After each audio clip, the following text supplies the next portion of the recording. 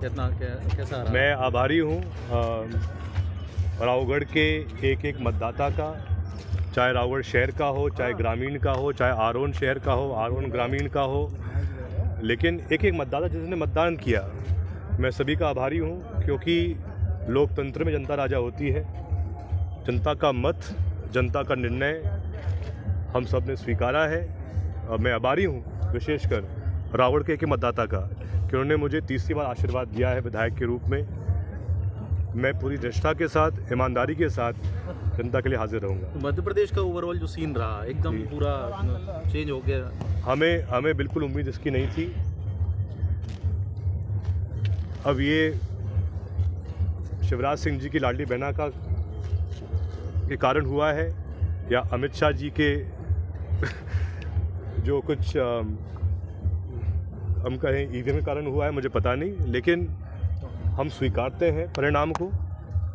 हम इसको स्वीकारते हैं क्योंकि आखिर अगर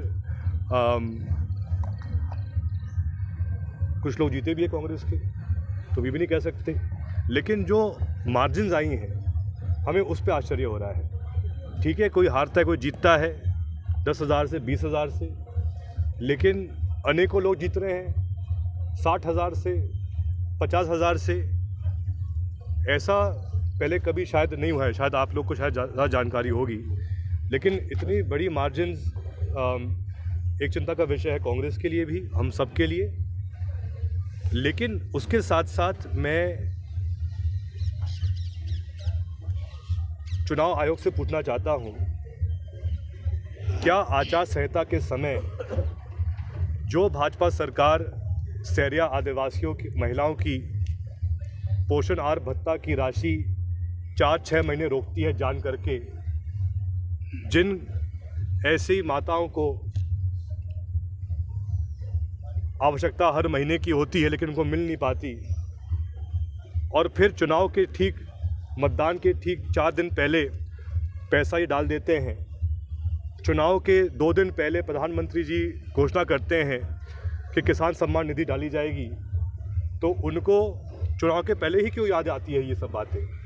क्या ये कोड ऑफ कॉन्डक्ट के नियम में है या नहीं है?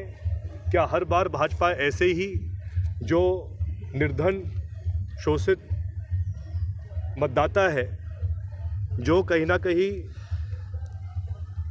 उम्मीद करता है सरकार से कि हमें हर महीने सरकार राशि देगी, लेकिन ये लोग जान करके इसको रोक देते हैं, चुनाव के पहले पूरी डाल देते हैं, कि जिससे मतदाता शायद थोड़ा इन सब बातों में भावुक भी हो जाता है। यही हुआ लाडली बहना के राशि के साथ, जो डाला गया शायद 7 या 8 नवंबर को, जबकि आचार संहिता थी। हमने तो मांग की थी कि अगर इतने चिंतित थे शिवराज सिंह जी तो चुनाव पहले ही ये वाली केस डाल देते। चलो ये सब बात की बातें हैं, लेकिन जो भी निर्णय जनता ने लिया हम उसको स्वीकारते हैं। हमें तो बहुत उम्मीद थी, लेकिन जो हमारी उम्मीदें थी वो पूरी नहीं हो पाई, लेकिन फिर भी जनता राजा होती है।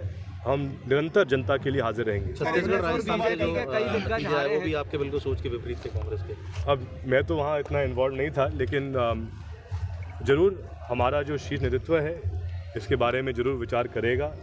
हमें भरोसा है आदरणीय खड़गे जी पर, राहुल गांधी जी पर, प्रियंका जी पर, लेकिन ज़रूर छत्तीसगढ़ तो हम सभी, मतलब सभी पोल भी कह रहे थे, सभी एग्जिट पोल भी कह रहे थे कि वहाँ तो भूपेश बघेल जी और कांग्रेस सरकार पुनः सत्ता में आएगी। राजस्थान, मध्य प्रदेश में तो अलग अलग एग्जिट पोल अलग अलग आंकड़े दे रहे थे, लेकिन अब जो आंकड़ा आ चुका है और हमारे लोकतंत्र में जिसको विजय घोषित कर दिया है, और जो नहीं जीत पाए उनको भी घोषित कर दिया है, उसमें हम क्या कह सकते हैं। लेकिन जैसा मैंने कहा, हम जो भी परिणाम आए हैं उसको स्वीकारते हैं, लेकिन हमारी मेहनत, जनता के लिए सेवा और सबसे महत्वपूर्ण जनता का विश्वास और भरोसा पुनः जीतना हमारे लिए सबसे बड़ी प्राथमिकता रहेगी। सर, 2024 के चुनाव को क्या लेके रणनीति रहेगी अब कांग्रेस की? अब पहले तो इसके ही क्या कारण रहे वही समझ ले पहले। फिर हम बात करें 24 के बारे में। क्या कांग्रेस रणनीति चेंज करेगी अपनी? अब वो तो देखिए, रणनीति तो एक ऐसी चीज़ है, चाहे हारो चाहे जीतो, उसमें निरंतर बदलाव होना चाहिए है। और मुझे विश्वास है कि जो हमारे नेतृत्व है वो इस पर विचार करेगा।